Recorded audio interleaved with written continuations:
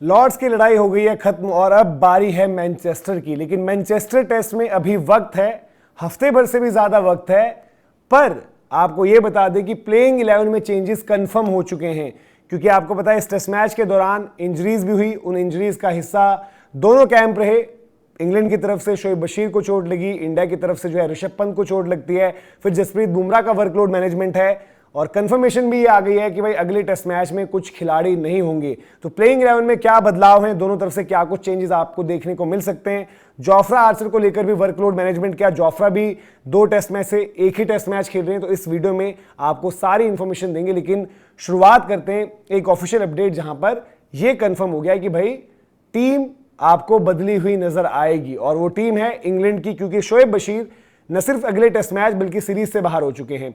England cricket ने ये जानकारी साझा करी और उन्होंने बताया कि शोएब बशीर, जिनके लेफ्ट हैंड में उंगली पर जो है चोट लग गई थी पहली पारी में, रविंद्र जडेजा का जो शॉट था उसको फील्ड करते टाइम, कॉटन बोल्ड एक चांस वो अटेम्प्ट करते टाइम जो उनको चोट लगी थी, उसी के चलते वो आगे आपको उतना हिस्सा खेल में लेते हुए नहीं दिखे। जरूरत पड़ने पर बल्लेबाजी करी, आकर गेंदबाजी करी। सिराज का जो है लास्ट विकेट वही ले गए, सेलिब्रेट भी किया उन्होंने, लेकिन वो उनका लास्ट एक तरीके से मोमेंट था इस एंडरसन तेंदुलकर ट्रॉफी में और उनकी पार्टिसिपेशन इस सीरीज में यहां पर खत्म होती है। अब बदलाव क्या होंगे उस पर आगे बात करेंगे, क्या कुछ चेंजेस हो सकते हैं। लेकिन इंडियन कैंप की बात करें तो जसप्रीत बुमराह आपको पता है इस दौरे पर 3 टेस्ट मैचेस खेलने थे, 2 टेस्ट मैच वो खेल चुके हैं। अनफॉर्चुनेटली जो दोनों टेस्ट मैचेस बुमराह ने खेले हैं वो भारत ने हारे हैं। अब जब बारी आएगी चौथे टेस्ट मैच की, जो कि मैनचेस्टर में होना है, 5वां टेस्ट मैच ओवल में होना है, उन 2 टेस्ट मैचेस में से बुमराह एक ही टेस्ट मैच खेलेंगे।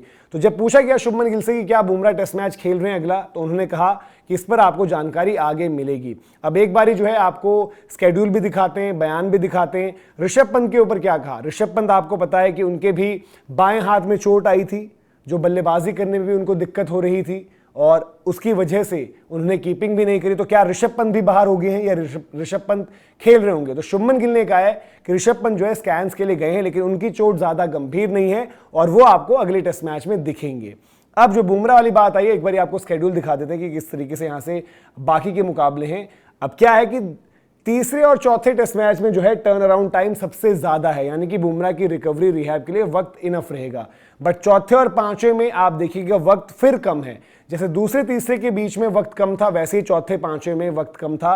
तो ये लग रहा है कि बुमराह जो है चौथा टेस्ट मैच खेलेंगे, जो कि भारत के लिए बहुत अहम होगा, क्योंकि भारत अगर वो टेस्ट मैच नहीं जीता तो फिर सीरीज जीत का जो हमारा सपना है इंग्लैंड में वो फिर पूरा नहीं हो पाएगा। और अगर आप वो टेस्ट मैच हार गए तो सीरीज भी आपकी हार फिर वहां से पक्की हो जाएगी, क्योंकि अगर आप अगला टेस्ट मैच जीतते भी हो तो तब भी क्या होगा कि सीरीज 3-2 रहेगी। तो अगला टेस्ट मैच बहुत अहम है और ऐसे में उसके लिए जो बदलाव इंग्लैंड की टीम करेगी, लियाम डॉसन के नाम पर बहुत ज़्यादा चर्चा है। गेंदबाजी से भी अच्छे विकल्प हैं, बैटिंग भी कर लेंगे, थोड़ी सी डेप्थ भी मिल जाएगी। तो डॉसन के नाम पर चर्चा हो रही है।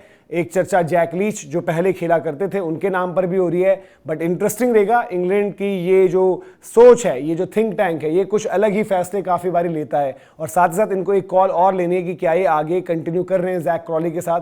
बट इनके पास ओपनर कोई रिजर्व में है नहीं, जो जैकब बेथल की ऑप्शन है। अब उनको उन्होंने पहले भी नंबर 3 खिलाया, तो क्या वो ओपन कराने का रिस्क लेंगे या फिर जो बेन स्टोक्स का फॉर्मूला है वो अपने प्लेयर्स को बैक करते हैं, तो क्या वो जैक क्रॉली को अभी भी बैक करेंगे? इन सब चीज़ों पर नजर रहेगी। लेकिन एक चीज तो कंफर्म है इंग्लैंड की टीम में कि शोएब बशीर नहीं होंगे। इन कौन होता है? डॉसन होते हैं, लीच होते हैं या फिर कोई और चॉइस से लेकर आते हैं, ये देखना बड़ा इंटरेस्टिंग होगा। और भारत की तरफ से टेंशन ये नहीं है भाई आपको कि ऋषभ पंत का क्या होगा। ऋषभ पंत आपके होंगे, बुमराह भी मुझे लग रहा है अगले मैच में होंगे। बुमराह शायद आखिरी टेस्ट मैच ओवर में जो होना है वो नहीं खेलेंगे। और बाकी क्या कुछ बदलाव होंगे उसमें एक इंपॉर्टेंट पॉइंट है करुण नायर पर।